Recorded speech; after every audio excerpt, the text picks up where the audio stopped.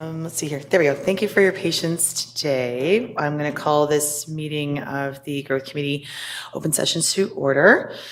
So first off, we're going to need an approval of the minutes from April. The mayor and seconded by Councillor Harris on the question. All those in favor? Thank you very much. Next is an approval of the agenda. The mayor and Councillor Harris again on the question. All those in favor? Thank you. Next is the disclosures of conflict of interest. Anybody? I'm not seeing any. All right. First up is the consent agenda. Moved by the mayor, seconded by Councillor Harris. On the question, all those in favor of consent? Okay. All in favor. Okay. So first up today, we have a lot of guests, which is fantastic. So, but first up, we're going to do the draft of the City Market Strategic Plan. So we have a presentation here, and we're going to hear from David Dobbelstein to start off. Thanks. Good afternoon, members of Growth Committee. I'm very pleased to be here this afternoon to publicly present the draft strategic plan for the city market, which will guide the direction and vision of the city market over the next 10 years. And just for your benefit and the public's benefit, this was a mandate of council, and council appointed a steering committee a year and a half ago to start working through the process.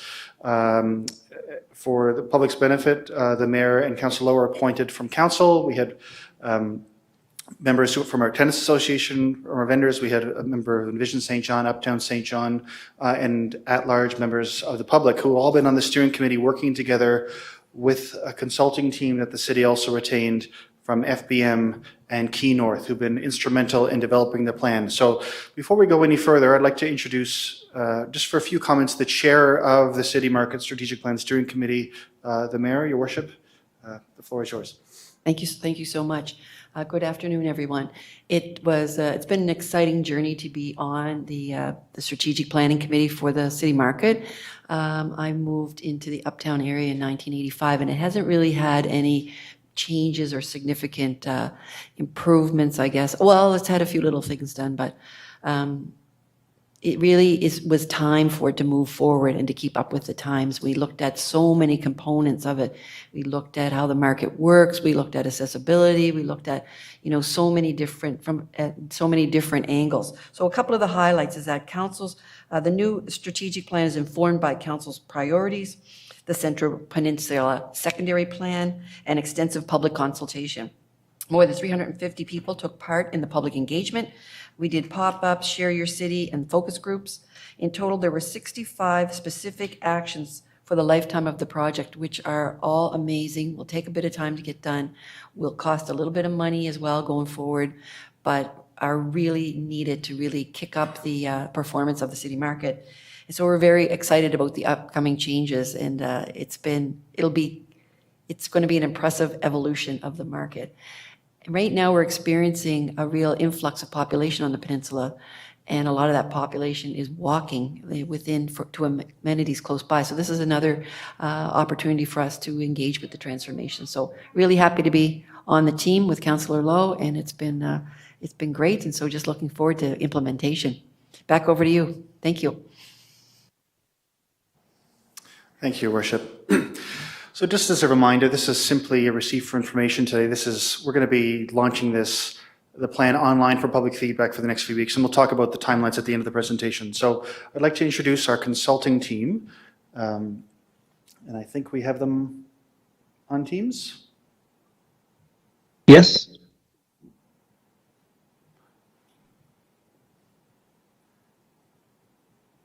All right, so with us today, we have Kieran Hunt, from FBM, based out of Halifax, the planning lead, and Taylor Matheson, the president of Key North Urban Development from Vancouver, who've been working with our team for a year and a half now, and very pleased to welcome them today to give us an overview of the plan. And so, Kieran, I'll turn it over to you. Appreciate that. Thank you, David, and thank you to the Growth Committee and your worship for that introduction. We will, this process again, we started about a year and a half ago. We're very excited. We're particularly excited with the alignment that this strategic plan has and what our core values and the alignment of those core values with the city's growth priorities. And this study has been founded on a lot of engagement, interaction, and feedback over this time frame. And as we'll share with you, we've had a number of events and interactions over the course of the year and a half to get us to where we are today to present and share this strategic plan with you. I will share my screen to walk through the presentation. With technology being as it is, I will ask if everyone's able to see my screen. Yeah, we're great. Thanks. Perfect. So again, appreciate this opportunity. Again, my name is Kieran Hunt with FBM Architecture, Interior Design and Planning out of Halifax, and my colleague Taylor Matheson with Key North Urban Development. For those who are familiar with the West Coast, they own and manage and operate a number of highly successful public markets. So they have provided some great input on the day-to-day operations and what makes for a successful market.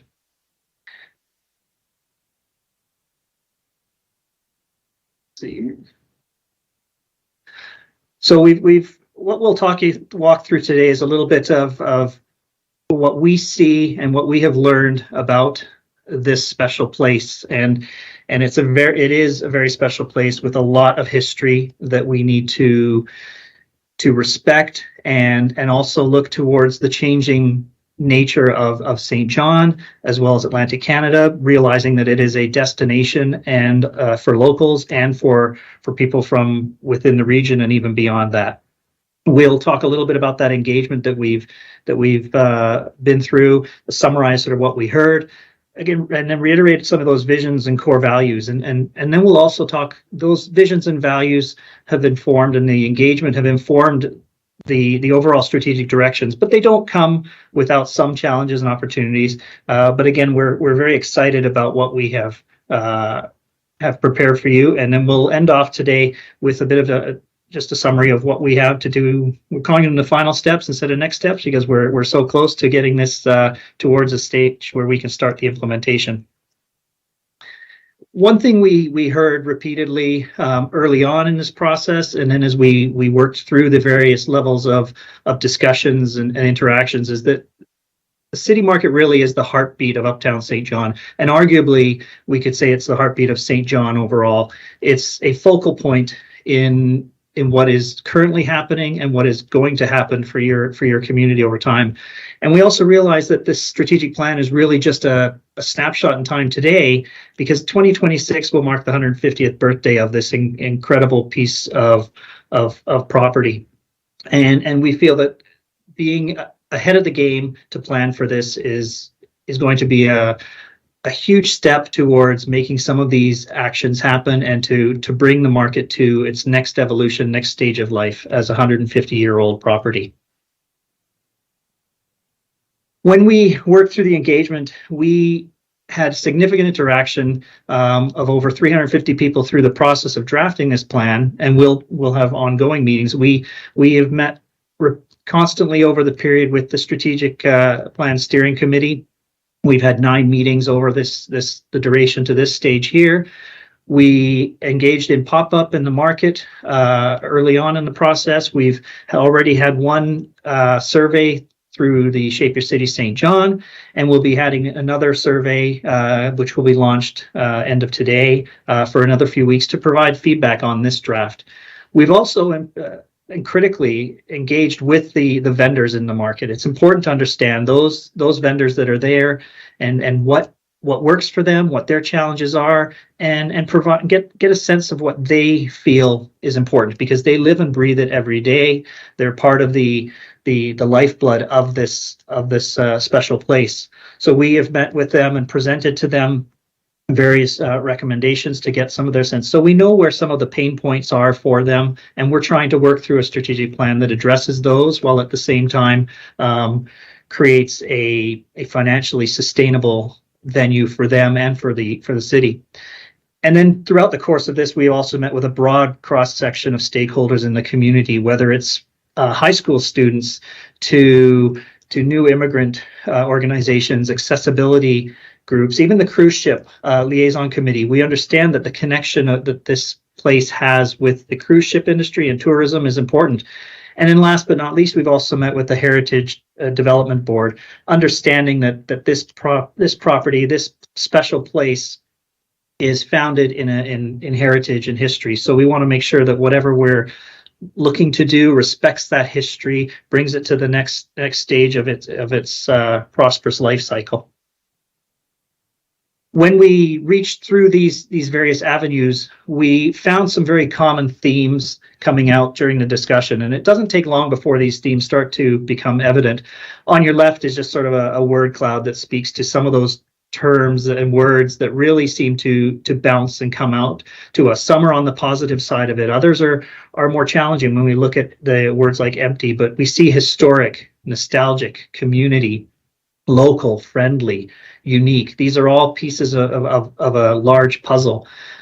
When we synthesize these all down, we see that history and storytelling is a critical piece, and that leads to the marketing and branding of this city market.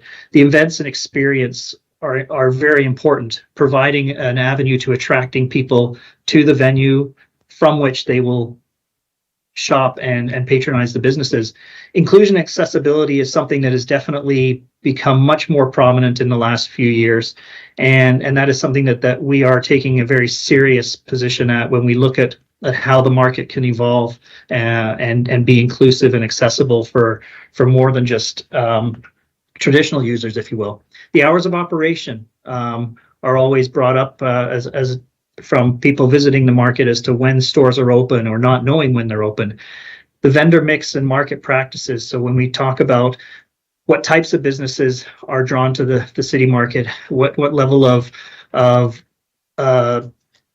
leasing do they have, and also what type of rotation. Are they stagnant? Is there an opportunity to bring new life into the market? And the mobility and flow, and we'll talk a little bit about that shortly in terms of how people circulate the market. There's a historic pattern of going straight down the middle as a thoroughfare. We want to address some of those challenges. The seating in the market came up quite a lot as well. And with that, we'll discuss a little bit about the solarium space. Again, a piece that was has been there a while, but in some respects is dated and often a forgotten entity for seating. And that connects to the outdoor space and connections, both within the market, but also on North and South Market Streets. Maintenance and security is always a challenge in public markets. And we also feel that came out from the community engagement. And lastly, the environmental sustainability piece, which is a significant component of what drives public markets, especially internationally now.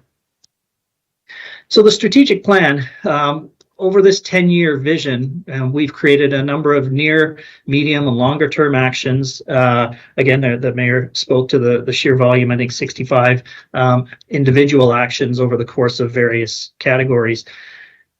What we found early on was that there was no cohesive vision or mission statement or core values really drawn out or clearly articulated for both the residents, the businesses, and the overall governing of the market. So we developed a vision in consultation with all of the user groups, again, from that community feedback. So the vision of St. John City Market is creating shared spaces, shared experiences, and pride of place for St. Johners past, present, and future. When we look at what the mission statement is, and that's what the market does, it's rooted in Uptown's history and evolving for tomorrow. The city market welcomes people to gather around local foods and crafts. And there are these core values. As we said, these core values certainly are in direct alignment with council's priorities. And we feel that this is a significant compatibility for the process that we're looking at. But the vendor and market excellence, storytelling and visitor experience, gathering and connection, and inclusivity and sustainability front and center, a place that's by locals and for locals. And then as all successful public markets, they allow that space and spaces for growth and experimentation. And our strategic directions there, which we'll walk you through shortly in more detail. When we look at a place like the St. John City Market, we realize that anytime change is put upon people, there can be some hesitation, and we know that there's challenges and opportunities with some of the strategic directions. And you'll see this is a summary of some of those challenges, each of which has opportunities inherent with them. And we'll walk through in the strategic directions where and how some of these elements come to play. But we understand the challenges of hours of operation, staffing of the market. How do we enable and create more visibility for staffing that helps the vendors, helps the visitors? Governance is an action implementation. A plan like this is not something we want sitting on a shelf. We believe there needs to be implementation of the actions, whether they're the small, quick wins or ones that will take more time and might be more costly. But again, realizing that there's a bigger goal for what the city market can be as it evolves for tomorrow. And that's financial sustainability too. We want to make sure that both the businesses and the city are profitable with this city market as a public space. Heritage preservation is a challenge, but it's also an opportunity to direct the market to the future. And there's elements within the city market today that have historic value that are hidden. And we've identified ways to bring some of those back to a vibrant future. There are impacts on vendors, whether we're looking at relocations or changing flow, and that leads to the next item there. That is that reconfiguring from 3 to 2 aisles, which you'll see shortly.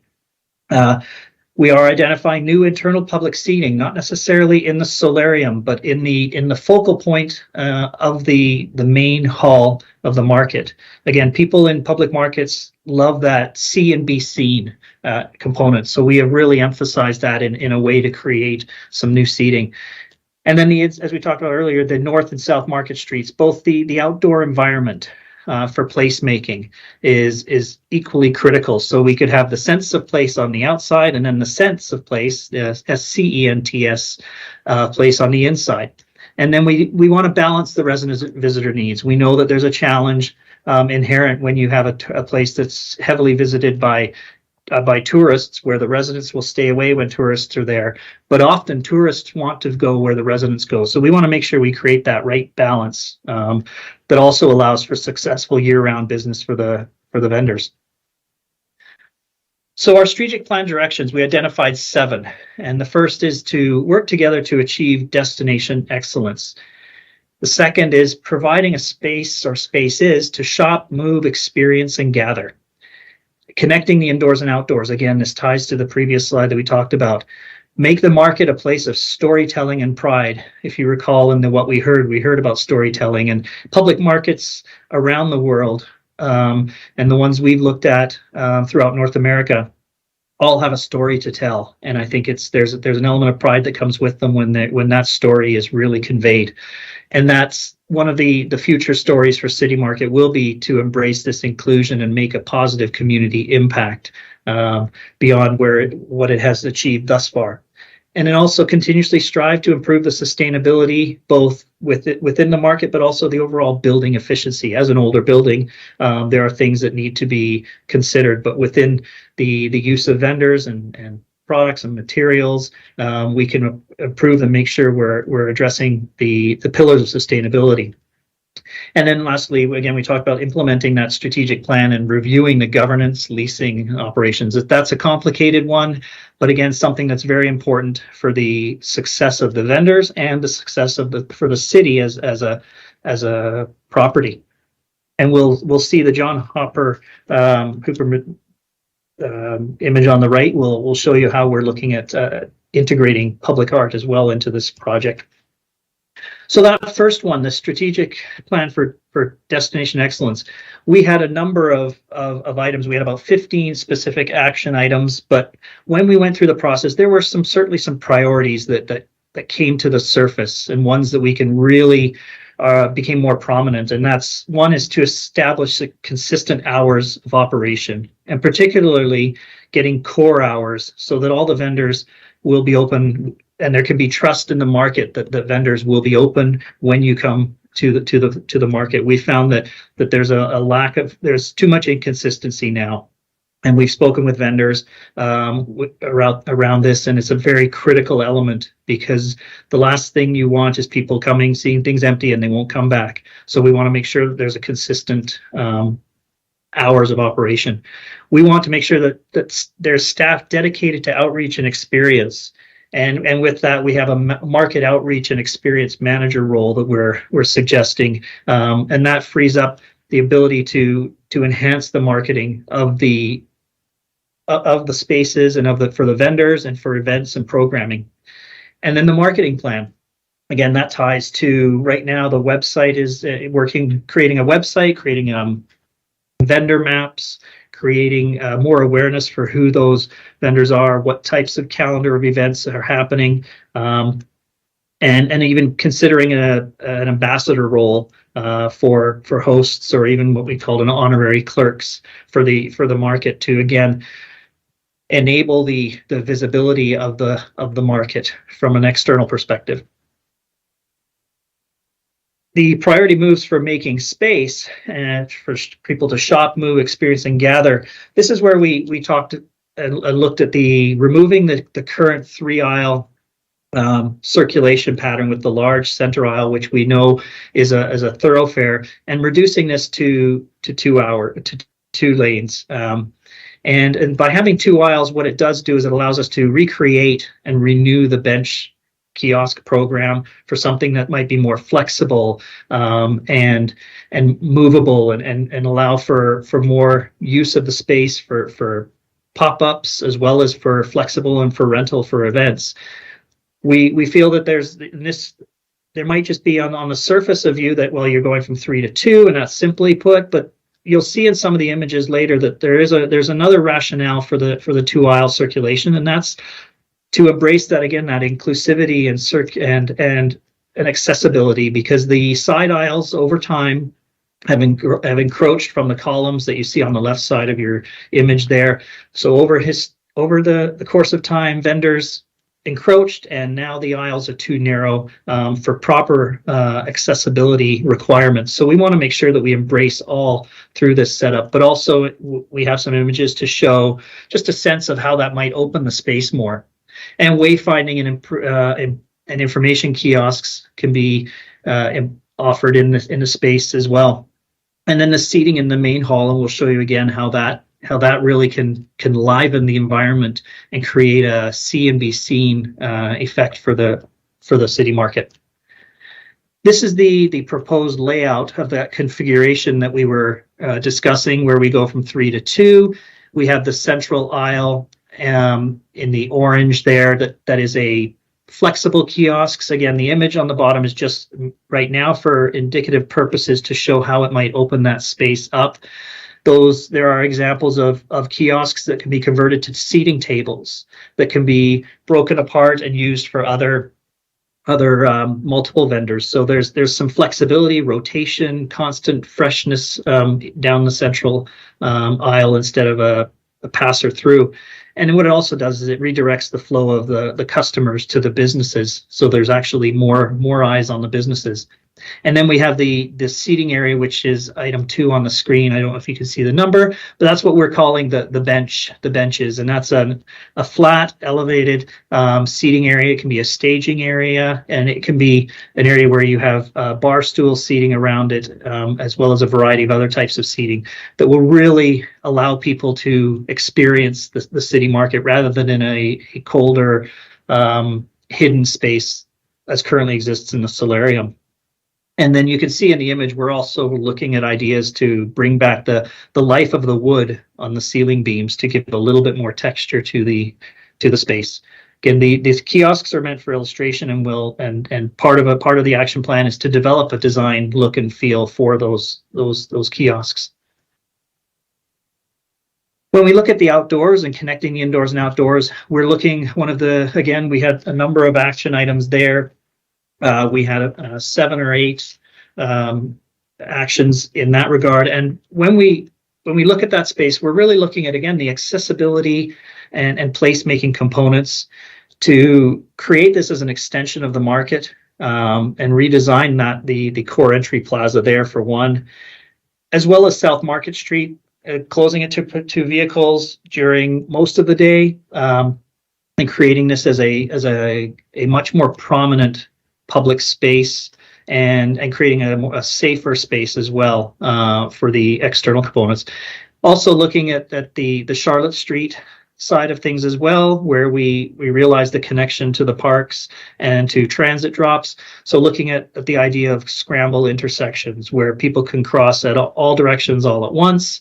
We've seen the patterns of flow from students. They cross the street diagonally, so the street should and could follow that same pattern, as well as Germain Street, looking at opportunities for the future of Germain Street as being a temporary closure as well to extend outdoor activities.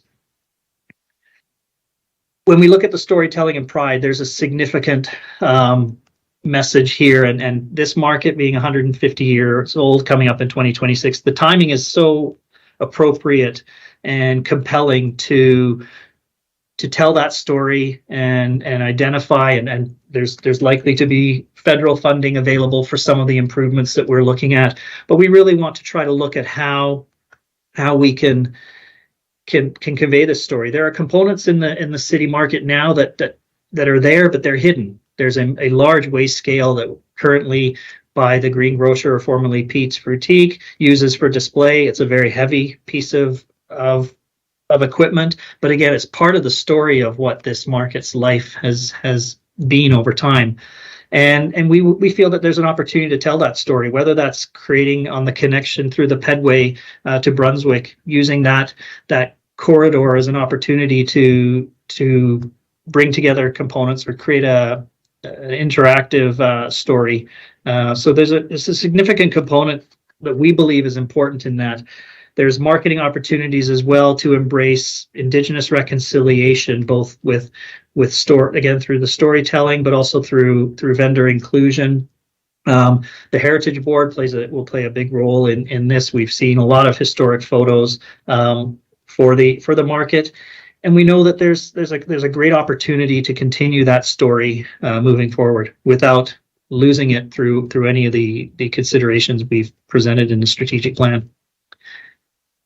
These priority moves for inclusion are quite simple. Again, we talked about the reorganization of 3 to 2 aisles, and this image is just one. The previous image we had when it was Pete's Boutique had a wheelchair in the aisle, and there was no space for anyone to get by. So again, when we spoke earlier about the accessibility and programming of space to accommodate accessibility, this is an example of that, and we want to try to also create those spaces, even if it's temporary vendors or other spaces in the layout plan that allow for again that to embrace that role of incubator and creativity for growth and experimentation.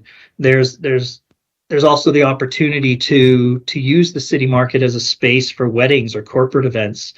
One of the concepts that we've had is to just above at this end of the market is to perhaps have some sort of mezzanine, elevated mezzanine that could be used for additional seating or for private events or for other revenue, non-traditional revenue opportunities, be that corporate sponsorship or otherwise. Sustainability is ongoing. We know the market has undergone some very positive changes with glass, with heating, with lighting, and again, that's the improvements in lighting are one of the reasons why we feel we can look towards bringing back some of that natural texture in the ceilings, because the bright white was painted because the lighting at the time was not as appropriate or powerful enough to really convey the space. But we feel that now that with lighting technology, there's an opportunity to reinvigorate the space through things like the wood texture. But we also look at energy efficiency upgrades to other components, whether the kiosks that we look to build will be using sustainable products. And even then, we would look at repurposing the existing benches. They might become a key component of that storytelling and heritage preservation if we retain the benches and reuse them for some of the outdoor environments. And then we also look at things, right now there is nowhere for food recycling within the for people purchasing food or for other recycling components. So we feel that there's a certain need to bring some of those sustainability components back to more prominence. And the final one is the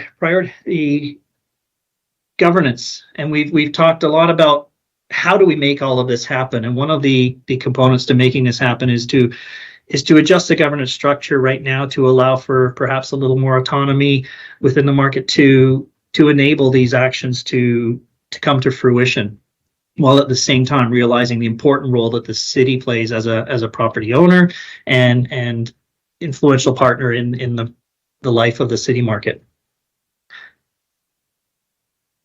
Our final steps, as we walk through those, again, we have the Shape Your City survey that goes live, we hope today, running for a couple of weeks to get some more feedback on our recommendations, the strategic plan directions. We will go back to the steering committee for another review on the 28th with any changes that we need to incorporate. We then have the growth committee endorsement in July and the council meeting in July for final adoption. And with that, we put it forward for a recommendation to receive for information, but I will hand it over back to David and appreciate the opportunity to share this again. We are very excited about how this project has unfolded over the last year and a half. Nothing comes quick and easy. Change can be hard for some, but we realize that this is a great opportunity to showcase what many people, not just in Atlantic Canada, but in Canada, will see as the premier public market in Canada. And arguably, we hope that like the case studies we used, that the St. John City Market will become a case study for others.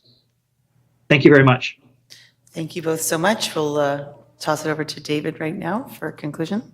Thank you, Karen. It's such an exciting plan and vision. And again, we're looking for feedback from the public for the next few weeks. We will be joined today by our staff from the City Market, and we have our consultants here to answer any questions the Growth Committee may have. And again, I also want to say a special thank you, as I mentioned, to the members of this steering committee who've spent a lot of time with us on putting this vision together. So with that, I'll turn it over to you, Chair. Okay, any questions from committee? Okay, well, thank you both very much. And we really appreciate walking us through this and looking forward to hearing what the public has to say now. So on that, we'll take a motion to receive and file the mayor and the deputy. And on the question, all in favor? Great. Thank you very much, everybody. Thank you. Okay, so now we're moving on to, I think what I would call like the main event of today, which is hearing from our wonderful ABCs and the year-end review. So first up today, we have St. John Transit. Sorry, Councillor Harris. Chair, I know there's just a lot of people in the room. Yeah. And we've had this content, we've had everybody's presentations, and we don't want to have people sticking around forever. So I just would suggest to you that maybe it's worth our while to move from giving that extensive overview, because we've had a chance to digest that information, and maybe move into more of a Q&A around those KPIs. Not sure what you think, Commissioner Hamilton and CEO McGovern, but I know there's a lot of depth here, and everybody could be around for a very long time if we look for that full version presentation rather than more of that Q&A around the KPIs. Sure. Just a suggestion. Friendly Commissioner, suggestion. feedback or comments from any?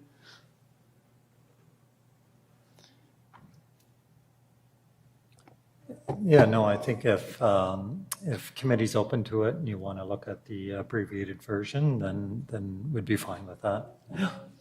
Okay. Mayor Reardon? Thank you.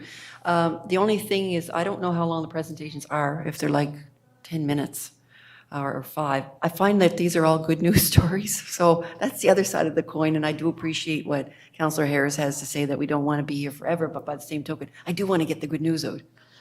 So Okay. maybe we can get a little bit of a hybrid going on here with just a shorter presentation. I don't know. Okay, well, perhaps we Whatever, can, listen, I'll go with whatever anybody's. I will suggest a compromise of, give us the highlight and then make sure we have a chance to talk because we have about 40 to 50 minutes, could be a whole hour if we're not careful, but we definitely have some pointed questions from the committee, I think. So we'll go for a hybrid if committee's open to that. Yeah, okay, sound good. All right, so first up, we're going to invite Ian McKinnon and Kevin Lockery to the stage and hear from St. John Transit.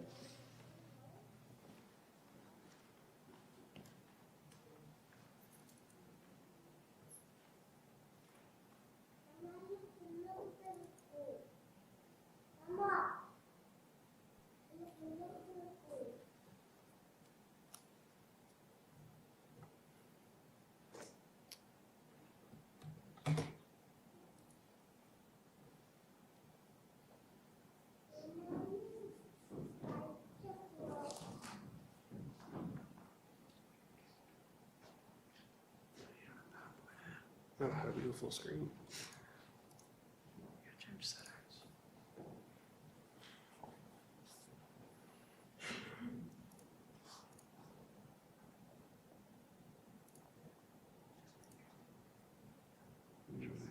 So one in the middle.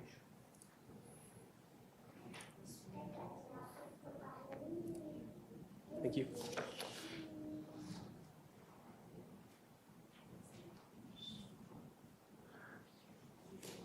Good to go.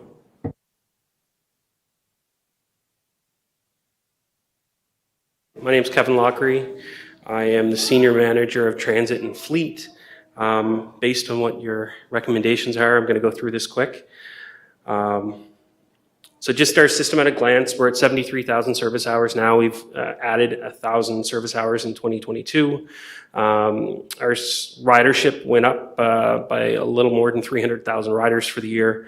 We added 3 additional employees. We reduced our number of 40-foot buses. However, during that, we added electrification with 6 20-foot buses and 1 40-foot bus. And our kilometers went up as well this year. I'm going to go to the year in review, which is what everybody probably wants to know. So in 2022, we had a very busy year at Transit. We secured 6 electronic buses via lease and commissioned them in first quarter of 2023. We secured 1 40-foot electric bus and commissioned it in the fourth quarter of 2022. We secured our on-demand software with Spare, who is our partner, and commissioned that in first quarter of 2023. Our electronic payment provider was procured in 2022, and we're working through that for implementation in 2023. Our charging software, or charging hardware and software were procured in 2022 as well in second quarter and installed in 2023. We defined both the west, north, and east flex on demand areas. And in 2023, first quarter, we actually launched our on demand on the west side. Additionally, we defined 3 rapid routes in 2022 and launched the first one in the first quarter of 2023 with subsequent ones to be launched this year. We developed and released an RFP for CAT-AVL in 2022 in fourth quarter with implementation in 2023 as well. We've had some hiring issues, as you guys have heard in the past, with regards to actually getting staff. However, we're continuing to work through that, and that will be some of the hurdles that we have to get through to actually implement a lot of what we secured in 2022, as well as we've done a full bus inventory. We did a stop level service defined, and we did signage design for all of our bus stops as well. I'll leave that to him. Hi, good afternoon. My name is Ian McKinnon, and I'm the Director of Transit and Fleet. For those who don't know me, I've been here before. I'm going to skip through some of this. There's a lot of detail in these slides. Some of it goes in further depth than what Kevin had just mentioned, so I'll skip ahead. We talked about the on-demand flex service offering that's live on the west side now. A lot of planning went into that at the beginning, at the end of 2022, and for us to be live early January. And when I say early January, I'm talking the first 2 weeks of January. We procured buses. We have 6 running today. We have an app. We have an app that allows for a better experience for the rider, and it allows transit to manage the service better as well. So we stack riders based on where they're going, where they're traveling to, and it's dynamic, it's live. The thing about the apps is we've now acquired 3 in 2022. All of them are integratable to an electronic fare application that we have acquired as well. 2022 was largely a planning and procurement and research development of our applications and how we were going to address low ridership areas, on demand, application, technology, a lot of planning and research, and again, procurement went into 2022 to allow us to tender and release requests for proposals to acquire this technology in early 2023, which we did. We've acquired something called Transit App. The name speaks for itself. It's all over the world. It does integrate with our electronic fare payment program. It's a step-by-step, kind of like Google Maps and Google Directions. It allows for the ability to map out your route without having a paper copy of that same route. Electronic fare payment, we're in the midst of implementing that right now. Handling cash is expensive, and we understand that. We don't want to do that. Cash will never go away, I don't think, but handling it is an expensive task. So we've acquired an application by the name of Masabi. It has smart cards, which is much the same as a Starbucks or a Tim Hortons reloadable card. It pay by app, pay with your phone, and pay on the website. We're in the process of thinking through how we might encourage use of the electronic program through a discounting type scenario. That's still in development. We have just finished the demonstrations. We're out for tender for product CAD AVL, which is computer-aided dispatch and automatic vehicle locators. What this product does is gives the ability for the rider to find their bus based on where they're standing with a smartphone. It's geolocated based on where you're standing with your smartphone. It does on-bus stop announcements. It also does passenger counting, so we have more data. We can make decisions, data-informed decisions based on ridership. The other thing that it does is through an onboard computer, it gives real-time feedback to transit management on mechanical things. Not only that, but drivers' behavior.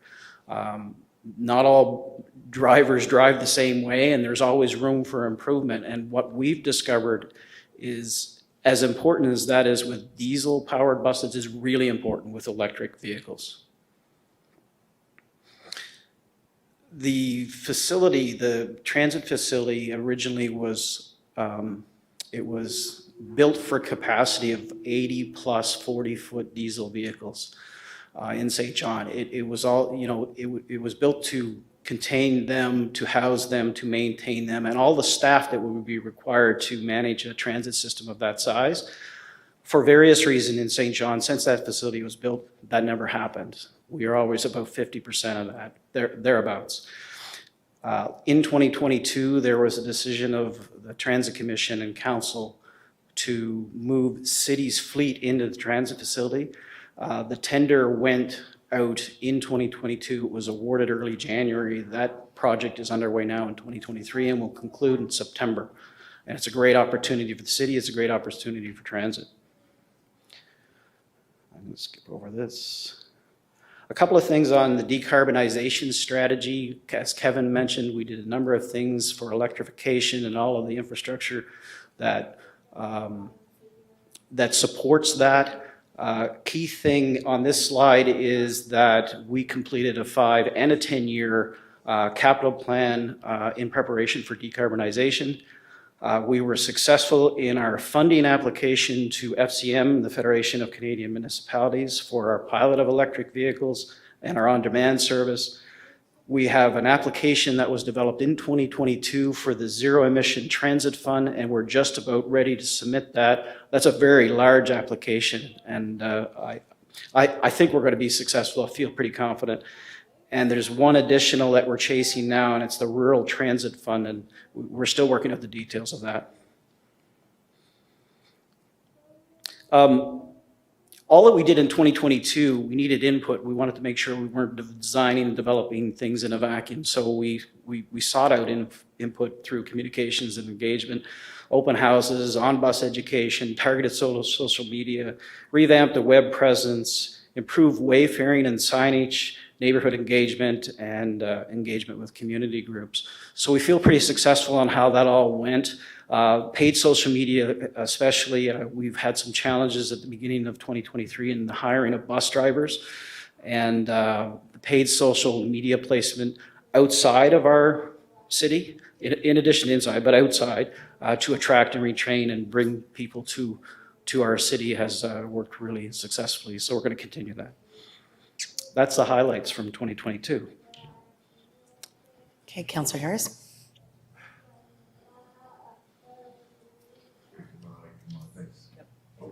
Nope, there we go. Thanks, Ian, and thanks, Kevin, for that. I'm be hard pressed to find another department that did as much as you guys did with as little as you had to do it. And so I'm just looking at these, the KPIs are, fantastic, coming back pretty strong on ridership and hours.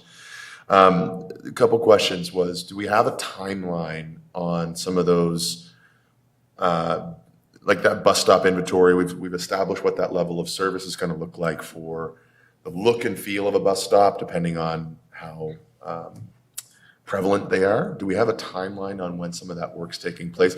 I'm more or less thinking of some of our more premier bus stops that are uptown that are just in need of some TLC, whether it be new paint, new signage, or things like that. Is that something that we're working on this summer, or where are we at on that timeline? Because I don't see it as a KPI, that's all. It's not a KPI that we're aiming for, but I know it's an initiative that you're doing nonetheless. Yeah, you're on, or you were on. Yep, you're all You're on set. now. There we go. Yeah, so last year in the summer, we spent about 3 months inventorying all the bus stops. Prioritized all the bus stops based on use, which were heavily used. Specific attention was paid to heavy traffic areas, heritage type bus stops, and we have that now. Some of the heritage bus stops or bus shelters, especially in the uptown, are a big capital investment. And they, in the 2023-2024 capital budget, have been allocated and tied to the Zero Emission Transit Fund as a match. So we are now at the point of submitting the application, and what we're trying to understand is what the feedback will be on our success of that application or not. When we receive feedback on success, we would move very quickly to do certain stops as a part of that whole program. In addition to that, we continue to build out the inventory and the structure of where bus stops are against standards that are published by the Canadian Urban Transit Association and their current day condition.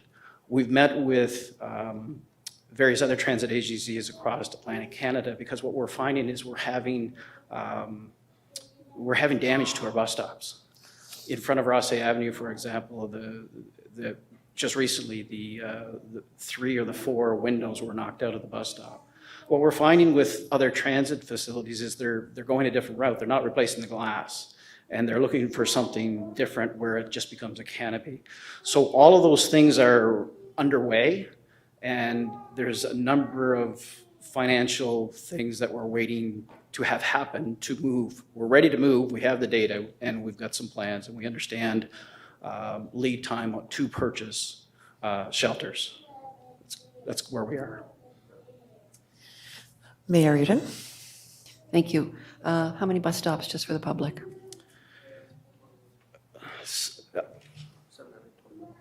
721 currently.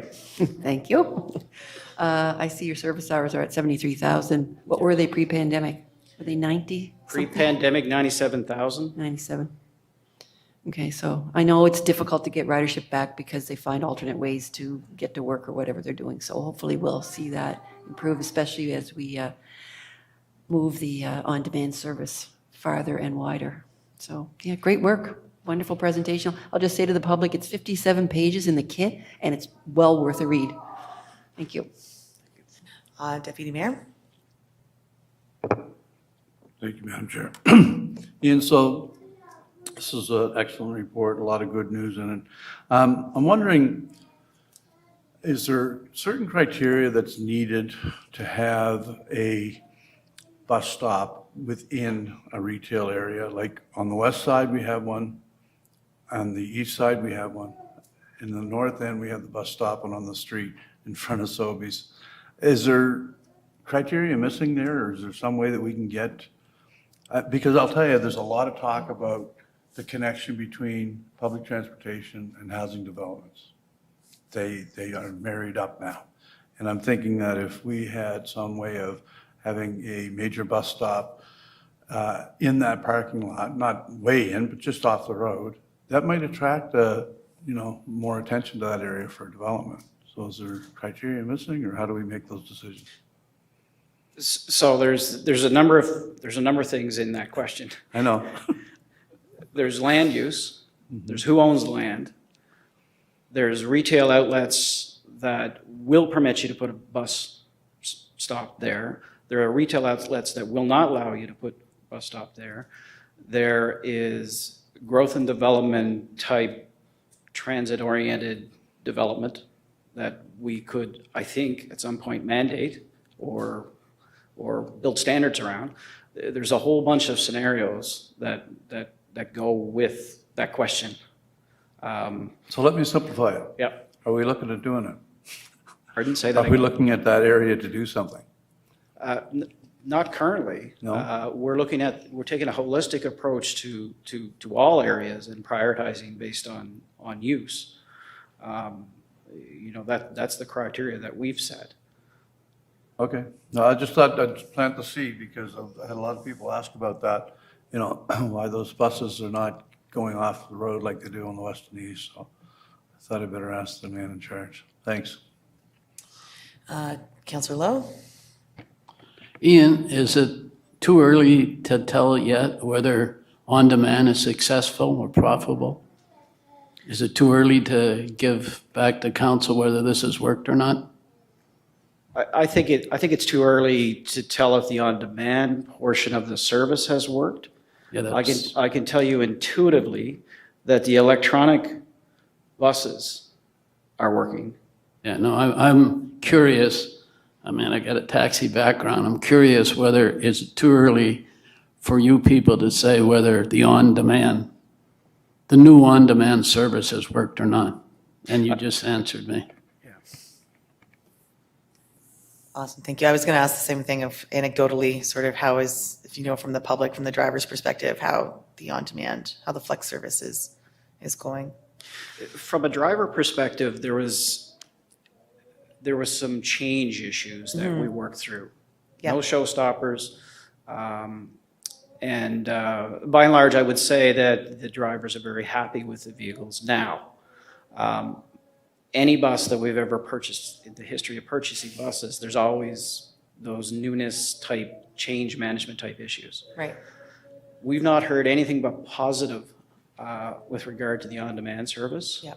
It's only in a small section of our city currently. Yeah. We're going to go live with a new section of the city north, and we would hope to do the same in the east later in the year.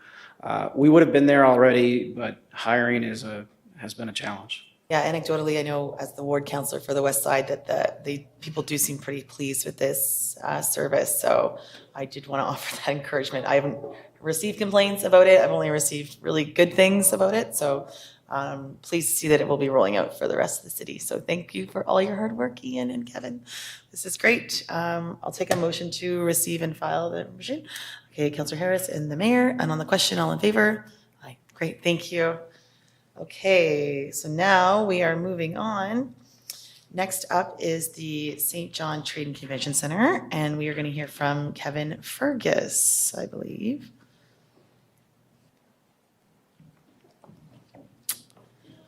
Welcome. Thank you. Good afternoon, everybody.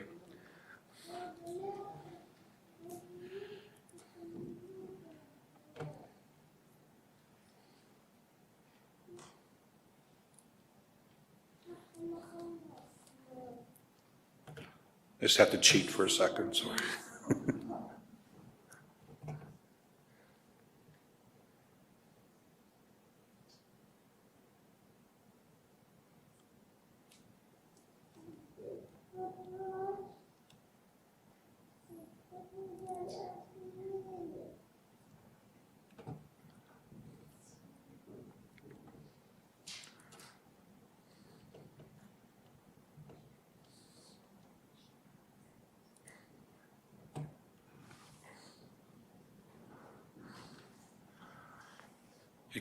Good afternoon, group or growth committee and your worship. Starting out, I really wish Glenda was here. I will say that, Crispin. I'm the director of finance. My name is Kevin Fergus. I've been with the Hilton St. John Trade and Convention Center for 36 years now. Director of finance for the last 2-3 since COVID started, pretty much. Some background on the convention center. We're the largest convention center in the province. Economic engine, bringing delegates into the city so we can fill up our bars, fill up our planes, so on and so forth. Key infrastructure for large scale World Curling, Canada 55 Games, Memorial Cup.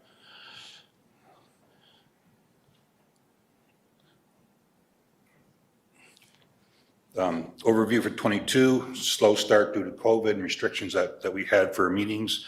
One of the benefits that we did have with our footprint is we were able to host some because of the 6 foot variance, other 6 foot distance, other people, other venues around St. John could not host them, so we were able to get stuff like the courts came to us for 2021. As 2022 moved forward, we come up with a pent-up demand. We thought that as we moved out of COVID and people started moving back into our new normal, we had more meetings and more requests and more inquiries. We had Rockmore Home Gala, Dance Quest, and a few Christmas parties. People were still timid about coming into big groups into the convention center into 2022. Expenses were under budget. Some of the reasons, we had vacant positions. We restructured the trade center through COVID. We were able to take a look at how we wanted to present the trade center coming out of COVID. So we restructured it so we could bring back portions of the trade center as our business grew.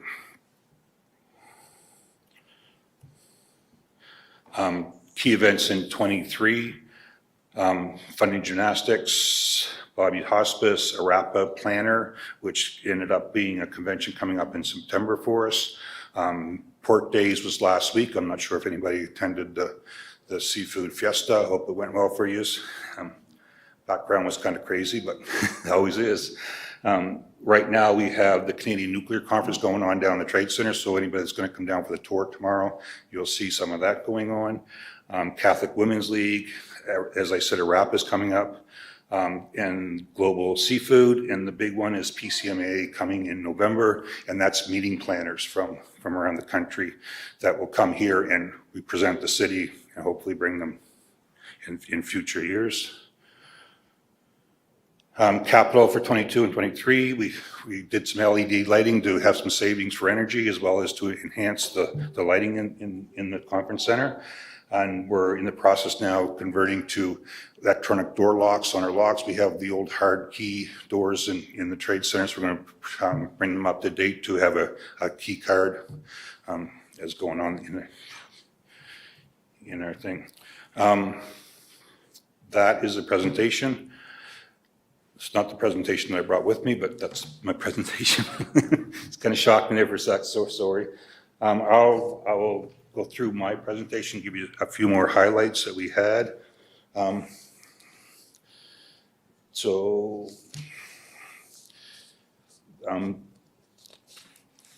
For finances, we were able to, in 2022, we were able to save $193,000 contribution from the city. We actually was the first year since I've been involved with the Hilton that we actually had a profit, not a huge profit, $416, but it was a profit. And that was just due to the restructure, vacant positions. And we also have a supply chain problem in the hospitality industry. I'm not sure about the other industries, but it takes months to get supplies into St. John now. And I'm not sure if there's any other questions. I tried to reduce it down. Wasn't sure with that, but. No, thank you so much, Mr. Fergus. Appreciate that. We'll send it over to Councillor Harris. Thanks, I appreciate that. Just throw it at us because we've got, a lot in here, and I think it's just helpful to be able to target those areas where there's concern, and I get the mayor's point about good news is always good to hear as well. But my concern is, less concern, I guess, a quick question. How full is the pipeline? I see that there's a lot of things in there in our, even in our KPI targets and just things you're talking about in the presentation about stuff coming up, and you mentioned some of them. Right. If we were to give that a list of, say 100% is full, where are we at in that pipeline as far as? We are probably sitting right now, I'd say about 50. So we're about half still, full yeah. For this year? For this year, correct. There's still, we're still working on Christmas parties. There's still some hesitation, I guess, to bring a bunch of their employees together. The main ones coming on are Irving, and there's some hesitation about everybody coming together, and all of a sudden everybody in the office is out sick. So that's kind of some of the stuff that we're fighting now. Okay. One big issue that we do have is Fredericton Convention Center. They're newer, so they're attracting more business than us. So we sell harder than they do. And if Moncton never gets their convention center going, Avenir Center is competition for us. But anyway, we're about 50%, just to answer your question. Okay, and staffing is quite a bit lower than we're at right now. Correct. What's our capacity look like? I mean, if 50% is our pipeline, that's we're full. Right. Do we have the capacity to hit a home run here and get to 100%? And what's the feedback As on far getting it? as staffing goes? Yeah. Well, our hourly staff we bring in as our business grows. Okay. Convention center is only responsible for, I'm going to call them the housemen. They're the ones that set up the meeting rooms, so set the tables. All the food and beverage is the Hilton responsibility, so they set the tables, they serve the food, they cook the food. As far as salaried people go, we are full. We're full now to what we would ever planned on having. So Okay. yeah, so that's what we have. We have the manager, the convention center manager, Bruce. I'm not sure if you guys all know Bruce. We have a salesperson. We have an event manager. We have a coordinator that kind of pumps out all the information out to our clients, our DEOs and so on, and then half of myself. And I guess my last question is this. We know that St. John Airport is struggling to keep up with the volume that exists out there for flights in and out. Right. And that can be an impediment to trade and convention center bookings. I get that. I guess, are we trying to zigzag here a little, or zag where they're zigging? I've heard that in entrepreneurship talk, right? Like just a basic idea is saying, look, St. John Airport doesn't have the same competitive advantage on some fronts that maybe Moncton would or Fredericton would on the others. But what we do have is a lot more integration into our uptown, Like, as far as a user experience, our Trade and Convention Center offers a world of I guess, better experience Right. than what you're finding in Fredericton and Moncton, where there's this Exactly, disjointed reality of where you might go to get food or another session. So I guess, how are we selling that? And is there a way for us to minimize the advantage of those other airports over ours? And I guess, are you talking about that as a board? When we go out to sell, Envision St. John, to sell the city, they sell the whole downtown area, the walkway inside, connection to the city market, down to TD station, where you can walk pretty much to any of your conference meetings inside the building. You have to walk out in the rain or the fog or 32-degree temperatures that we had last week. So that's how we sell it, and we sell the bars in around Market Square, the restaurants in the uptown, and that's what we're selling. But it would definitely help if we had more flights into St. John. Yeah. And you're happy with your working relationship with Envision on that? Yes. Oh, yeah. Yeah, for sure. All right. Yeah. Great, okay, since there are, Councillor McKenzie. Yeah, just quickly, through you, Madam Chair. What makes the TCC different from other venues? And then what I'm thinking of is, I see that we had the Fundy Gymnastics Atlantic competition. Right. So would the TCC be a venue that would be the only one in the area able to handle something like that? Or do you have dance competitions or something that, I can't quote the year, but pre-COVID, we actually went when the gymnastics came to us and asked about having the Great Hall for an event. We worked with them and we actually put anchors in our floor for their equipment. So that is why they come to us almost on an annual basis now, because we got the size and we've got the anchors for them. okay, but like some people would say to me, well, the Trade and Convention Center, I mean, it's just a convention center. You could have that at the Delta, or you could have it, but there's a lot of things that you couldn't have Correct. other places that you would pretty much need a Trade and Convention Center the size that we have. Yeah, you need the height for the ceilings in the convention center I'm not a gymnast, so high bar. So, and then the floor space for tumbling and so on and so forth. So the convention center is pretty much it for if they want to host a decent sized event, which is what they want to do. So we have a lot of sporting events down there, like Yeah. boxing and stuff like that. Yeah, for Okay. sure. All right, thank you. You're welcome. Great, thank you so much for your time and energy you put into that and the hot seat there. So it's great, so I'll take a motion to receive and file. Councillor McKenzie and Councillor Harris on the question, all those in favor? Thank you very much. And also, for anybody's coming on the tour tomorrow, I'll be around tomorrow. And Anybody has any more deeper relaxed. questions? Thank you. Thank you. Awesome, great. Thanks, everyone. Thanks for our littlest friends over there for being so good. Awesome. Okay, so up next is Ms. Amy McLennan from the Aquatic Center, Canada Games Aquatic Center. Nice to see you again.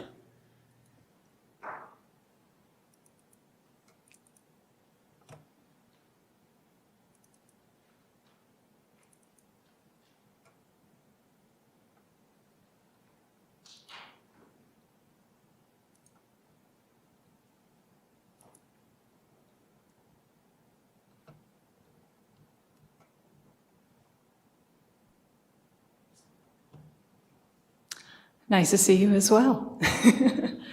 All right, bear with me. I attempted to cut this down. So good afternoon, Chair, members of the Growth Committee. So I appreciate having the opportunity to present our 2022 annual report on behalf of the St. John Aquatic Center Commission.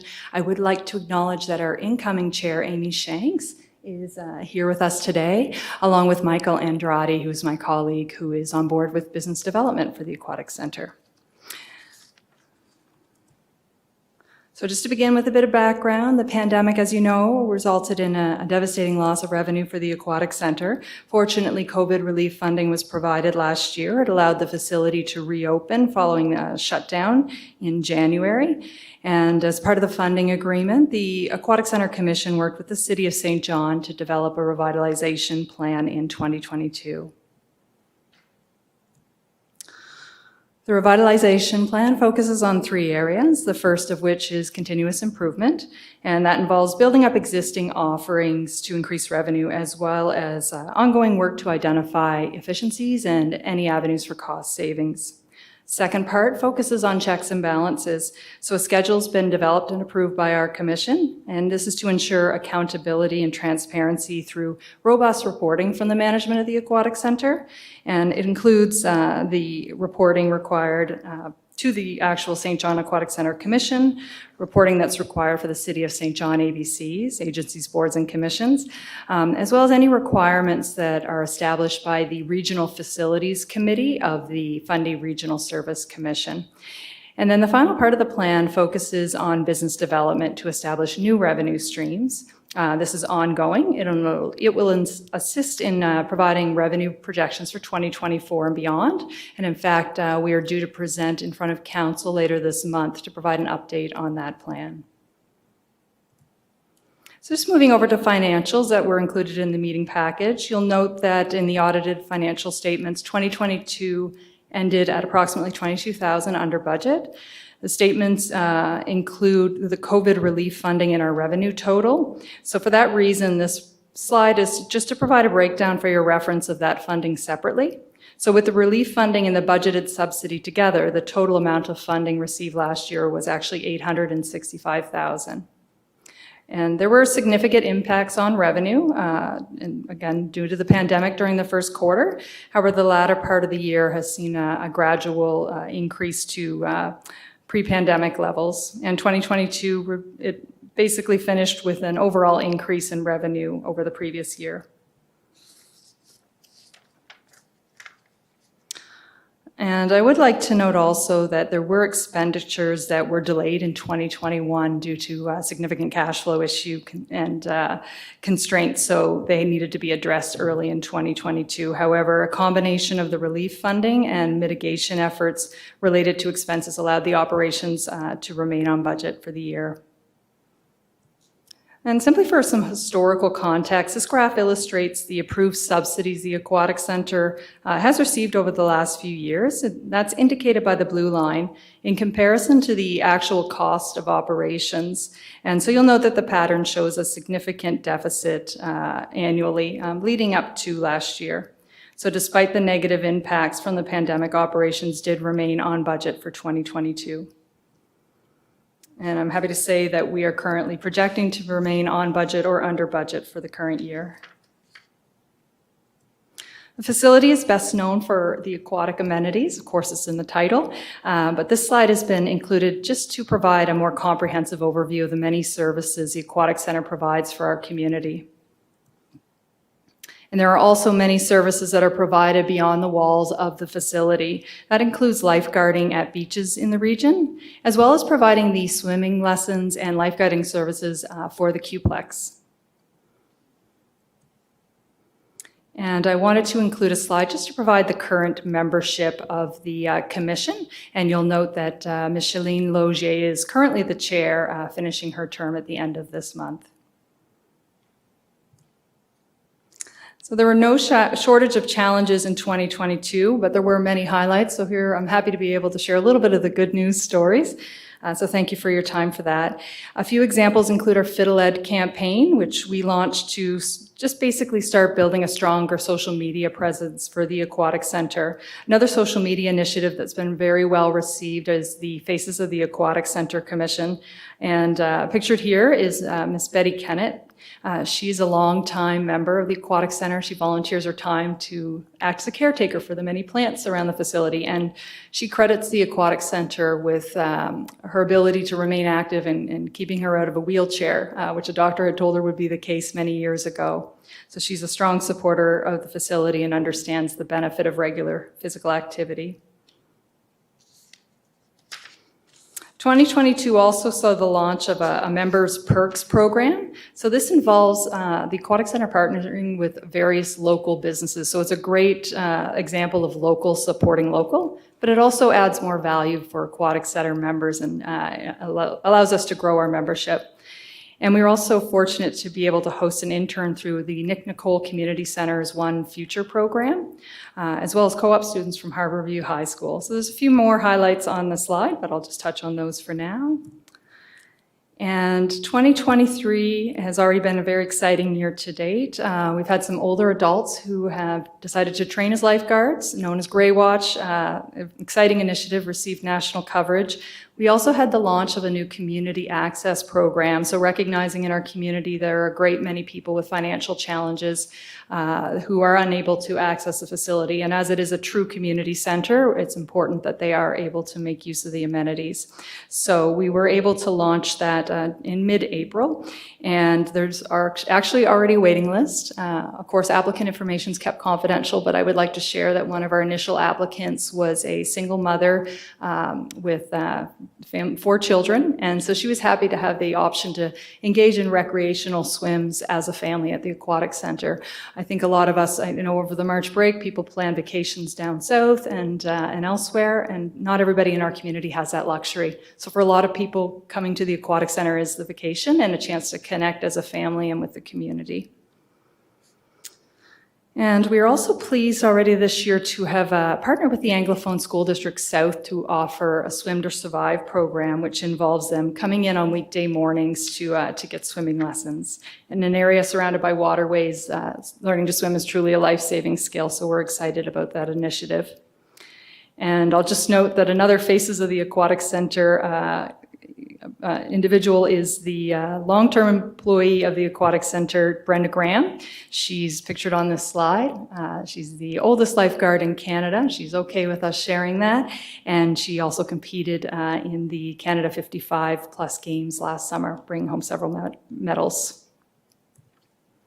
So I just want to conclude by noting that the Canada Games Aquatic Center is truly a community center for the Fundy region. It contributes to overall quality of life. It assists in attracting and retaining new residents, supporting local tourism. Already this year, we've hosted the Provincial Artistic Swimming Championship, the Swim New Brunswick's Provincial Long Course Championships. Just a couple of weeks ago, we welcomed Special Olympics for a swim meet. And this July, we'll have the Atlantic Cup Championship returning. So lots of major events bringing people and business into the city. And not only does the facility provide swimming lessons for thousands of people in the region, or one of the largest in the province, we train lifeguards throughout the region. We keep local beaches safe, and we serve as a wellness hub for all ages and abilities. Many individuals who aren't able to be active on land benefit from the buoyancy and the benefits of an aquatic environment. But we also are a key contributor just to the overall growth and prosperity of the region. That concludes my presentation. Penny, any questions? Fantastic presentation, Amy. Thank you so much. I'm going to kick this one off actually and ask you, because one of the things I know I've heard from the community is sort of like, well, there's rust on the slide, and there's heaters that are dusty or whatever. Is there a capital investment plan that you guys are working on, or is there something in the mix here that maybe a federal fund or something to look at some upgrades that could actually occur, not just maintaining the status quo, I guess? Absolutely. Yeah. I'm just looking over to the CAO. I don't know if you want to comment on it, Mr. McGovern? Yes, on that point, Chair.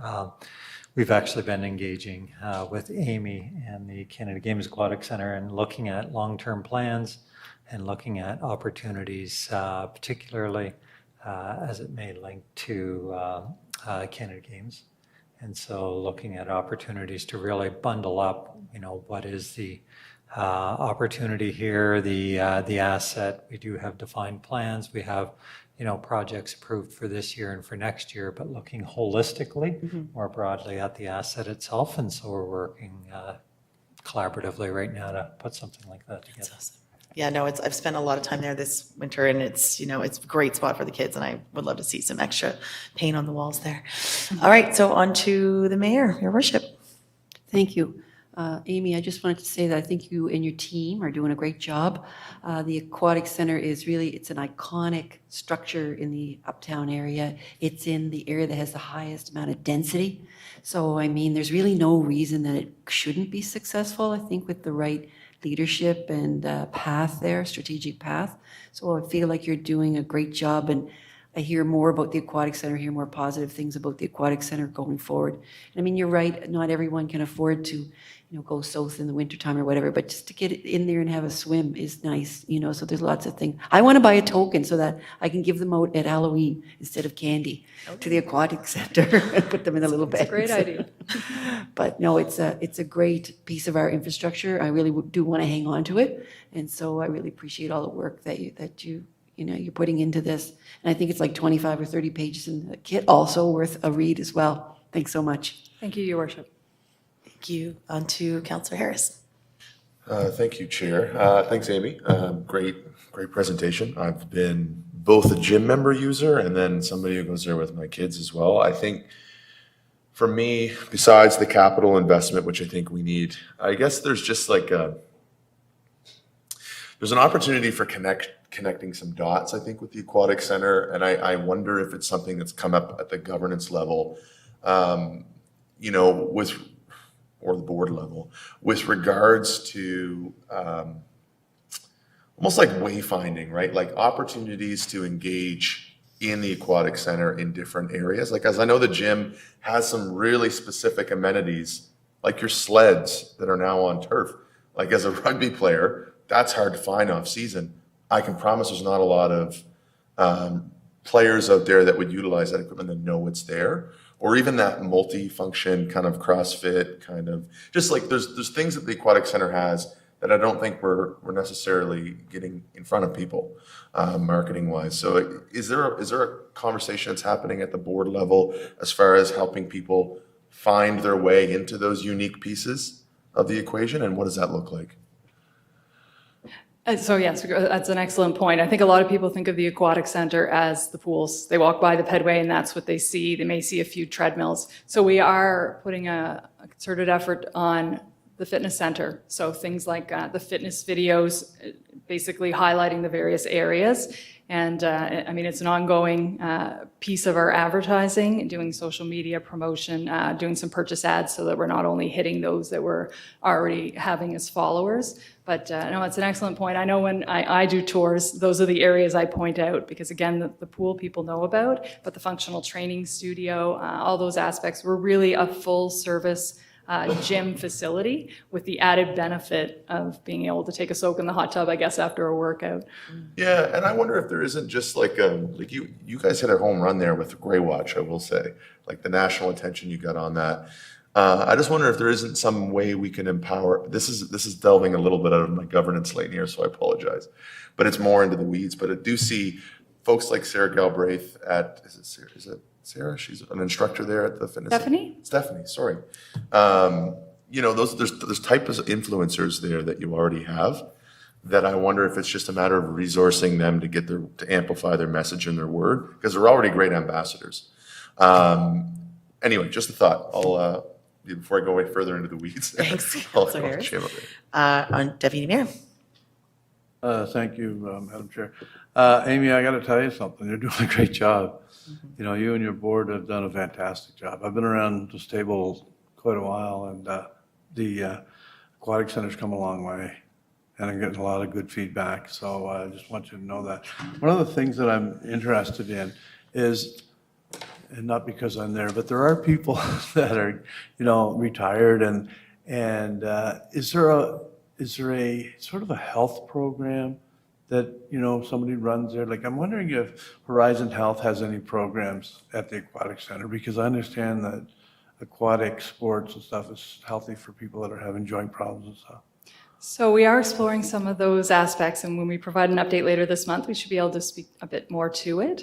I agree, there are a lot of retirees who make use of the facility. If you look at the hot tub in the morning, it's a strong group of people who then go out and have breakfast and coffee. So it's definitely a spot where people connect, and people who are often perhaps a little bit more isolated in the community, that's their place to socialize. So the idea of a structured health program, I think, is a great one, and it's definitely an area that we're going down. Well, I know Councillor Lowe swears by being in a pool and how good he feels coming out. Thanks very much. Thank you. Thank you so much, Amy. You're a total breath of fresh air. It's really exciting to see how we're aligning the expenses with the subsidies, and that gap doesn't exist even after the recovery period of COVID. And seeing how far we've even come since COVID is very impressive. So thank you so much. All right, so with that, I will take a motion to receive and file. Your worship, and Councillor Harris. On the question, all in favor? Yeah, great. Thank you so much. Thank you. All right. And the finale today is the St. John Public Library, and we are going to hear from Laura Korsgaden. Okay. Welcome. Thank you. I'll just bring up my presentation here. I'll keep it short and sweet for you. I think you get the theme now, what we're going for here, so it's all good. Thank you. All right. So thank you so much for having me today. Again, my name is Laura Korsgaden. I'm the city librarian for the St. John Free Public Library. So I oversee the library in Market Square as well as our east and west branches. Thrilled to be here. I'm very passionate about our libraries and the services that we provide to the St. John community. As you may have gathered from my slide, we're actually the first free public library in Canada. We celebrated our 140th anniversary last month, so we're very, very proud about that. And let's see. So I mentioned we just celebrated our 140th birthday, but of course libraries look a lot different than we did in 1883. Of course, we are still a place for learning, education, knowledge sharing, but over the years, libraries have really evolved to be a center for our community. I once heard public libraries described as the living room of the community, and that really resonated with me because we strive to be a safe and welcoming place for everyone in our community, whether it be to study, work, attend a program, just hang out, use our computers, print off a resume. We're really a space for everyone. And I'm really excited actually to share some of our KPIs with you because they're really they're looking really good. So of course in 2021 we were still experiencing, even in 2022 we were experiencing some of the after effects of COVID. But just looking at last year at a glance, and these numbers reflect all three of our libraries together. I'm more than happy to break out numbers for each individual library, but I have to say across the board our numbers are just going way, way up. So in 2022 we had just about 150,000 people come through our doors, which compared to 2021 was up quite a bit. I was curious before I came here today just to see how we're doing this year so far. So in 2022, from January to March, we had about 28,000 people in our libraries. This year, by the end of March, we had 44,000 people. So we're looking at over a 50% increase in the amount of people coming through our doors. So we're thrilled. They're keeping us busy. Some of the other KPIs that we keep track of are new library patrons. So when I say that, these are people that are signing up for library cards at our libraries here in St. John. So last year we had about 2,800 people sign up for library cards. And of course, not everybody that comes to our libraries sign up for library cards. We highly encourage it because it's free. But this is just kind of one way that we track how many new people are coming to our buildings. Of course, we track programs offered. So last year we had just over 1,000 programs, which if you look at 2021, we had a significant decrease in the amount of programs we were offered, and that was directly related to COVID. So we're getting back up there. We also track program participants, so how many people are coming to those programs, because we could have a program with one person come, so we like to keep track of how many people are attending our programs. We're right up to 11,000 last year, which was again way up from the previous year. And some of the other KPIs that we keep track of are items borrowed. So when I say that, those are books, DVDs, board games. We actually just introduced object lending into our library. I shouldn't say just, we've been doing it for a few years. I know we've been partnered with the Tool Library as well. But now you can borrow skateboards from the library, you can borrow a crock pot, you can borrow an art easel, you can borrow all sorts of different objects. And the purpose of that is for not only those who might not be able to afford those objects, but let's say you want to try a new skill or a hobby, but you don't necessarily want to shell out, I'm not sure how much a skateboard costs, but if you don't necessarily want to make the investment before you give it a try. So we're really excited to have those types of objects in our library.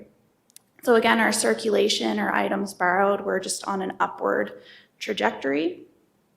We also track computer uses and Wi-Fi. So of course, everything in the library is free for everyone in our community. So we have public access computers, we have free internet. We have been finding more and more of our patrons are bringing their own personal devices. So our Wi-Fi use is going up much quicker than computer uses, but that being said, our public access computers are used continually. So those are kind of the primary KPIs that I keep track of. But I always like to share a few pictures of some of the things that we do. So just to give a little bit of a quick overview of some of the services that we offer. We do a lot of programming for children. We do story times in English, French. Our library in Market Square, we've also started offering story times in Spanish and Ukrainian. We're working with community groups to hopefully offer story time in Arabic as well. I know that we offer movies, exercise classes. On my way over here this morning, we had a seniors exercise class going on in the library. There was about 20 people there. And we also go out into our community for those who might not be able to physically come to our library. So I'm sure you'll see us at the Container Village, at Queen Square Farmers Market. We try to go to the north end, east, west. We try to go out into the community. We also offer a service. You guys might remember from the old days, we used to have bookmobiles that would go out into rural areas. We don't have the bookmobiles anymore, but we have a wonderful service called Library Books by Mail, which you can sign up for. It's completely free service. You can actually request to have books mailed directly to your house. So we're trying to make the library as accessible as possible. And I was going to go over the financials a little bit. I will say that we're staying right within our annual budget. I think we were over by just a few $1,000s this year, but we haven't. Our budget has stayed pretty much the same over the last few years. We might be looking at asking for a little bit more this year just because of the rising costs in janitorial services, commissionaires, that sort of thing. But I can say our budget has stayed, our operating budget, I should say, has stayed pretty much consistent over the last few years. And I guess I'll open up the floor for questions. Thank you very much. We'll start off with Councillor Harris. No questions, but great presentation, Laura, and mostly a comment. Like, I think especially this committee, and Kevin Fudge isn't here, neither is Councillor Sullivan, so I can be a little more bullish without them in the room, but I mean, be bold on the budget ask.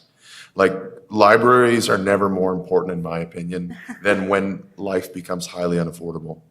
And now you're seeing these more collective third spaces where people gather and hang out and spend time together become harder to access because you need proof of purchase, right? You're seeing these areas where they just have this requirement, you know, paying customers only in other cities, because it's harder and harder for families or individuals to gather in places. So I say be bold, and like we're going to be adding thousands of people near you. Yeah, absolutely. Uptown especially, Yeah. with the Fundy Key expansion. And there's vacancy in there. I mean, I'm not on your board, but I think now, as we want to grow this population, being able to offer that to the community, like the public library brand in St. John's very strong. Yeah. And I think there's a lot of grassroots support for what you guys do. And I think, Absolutely. this council wants to hear about some of those more bold asks on how to continue to serve people. So that's just the opinion of this council. But I've seen myself, connect with the community really well with my kids there or alone, where I'm just working on council packets. So it's important for me, and I know it's important for a lot of others, and your numbers say so. So thanks. Absolutely, thank you. Your worship. Thank you. Thank you, Laura. Great presentation. It's nice to hear from you, actually, because although we all know that the library's there, it's a place that you never brag about. And so it's nice to hear about all of the opportunities that are available there as well.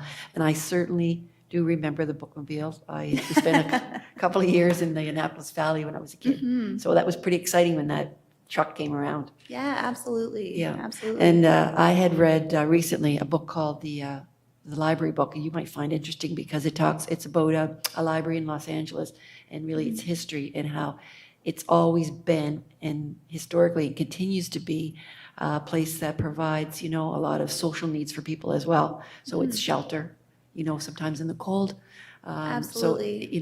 So, it's friends, it's meeting people. So there's always been a social component to what the library does as their services. It's not just books, so it's far more important to a community, from that perspective as well, or I should say equally as important from that perspective as well. And it's something that we don't always recognize or hear about. So it's just, the library book, look it up. It's good. Absolutely. And I can say that really resonates with me because we get people from every single walk of life that come in and spend time in our library. And recently at all 3 of our branches, we implemented a community cupboard. So if you come to the library and you're hungry, you can have a snack, which is great. So we're trying to really just see what the needs of our community are and point ourselves in that direction. Always providing those needs to the society. That's always been the job, sort of the secondary job, but more important. Anyways, thanks so much. Absolutely. Thank you. I'm definitely team library with these two. I wanted to ask you though, what were your hours like before COVID? Like, I know you're closed now Sunday, Monday until Tuesday at 1, correct? Yes, that's an excellent question. Yeah. So before COVID, our East and West branches are back at pre-COVID hours. So they're open the same amount that they were before. And our main branch, we're only open 5 days a week right now. And pre-COVID, we were actually open 7 days a week. So we actually have been experiencing some staff shortages, but we've recently been filling all of those. And don't quote me on this, but I can see that we'll be returning to our 7-day schedule sometime this year. That is music to my ears because it's like when I'm with my kid, like a kid on a Sunday, it's like, what are we doing together that doesn't cost, like to Councilor Harris's point, $15 to $20 to go in. Bless the Aquatic Center for having more affordable options. But I just think that I'm so glad to hear that because I was seeing your hours and feeling like, okay, I wish I could go here on a Sunday or Monday. And even myself to go. I love your St. John section. You have so many great items that have to do with the city there. So yeah, that's great to hear because I was going to say if there was a budget ask, then that would be one I would love to see. Absolutely, yeah. I haven't been given an exact date yet, but just me reflecting on our staffing levels, I can see it happening this year. That's great news. Okay, thank you so much. No problem. I'll take a motion to receive and file. Your worship and the deputy on the question. All those in favor? Awesome. Thank you so much. And I love this day at Growth Committee. It's the best. So thank you to the CAO and Commissioner for putting this all together for us. And with that, I'll take a motion to adjourn. Your worship and Councilor Harris on the question. All those in favor? Yeah. Thanks, everyone. Have a great day.